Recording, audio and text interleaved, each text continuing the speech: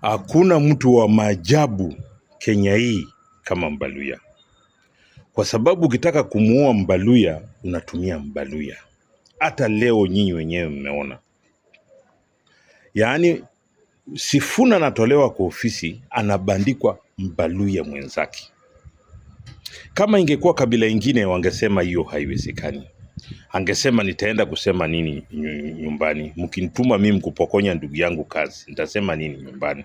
Na Wabaluya hiyo tu ni sawa. Unaona Omanyo amesherekea mpaka anacheka, anasema yeye ni mrembo, ni sawa. Okay.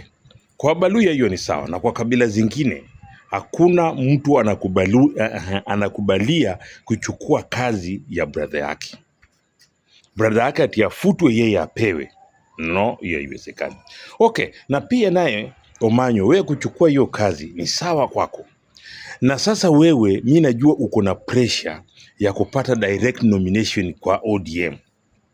Na wacha nikwambie wewe, raundi hii sisi kama watu wa Busia tumekataa mambo ya ODM kuwa kelele inapigwa Busia, maendeleo Kisumu. Hiyo maneno tumekataa. Yale mimi nasema, ebu muangalieni hata kwa hii mambo hii serikali ya broad based hii.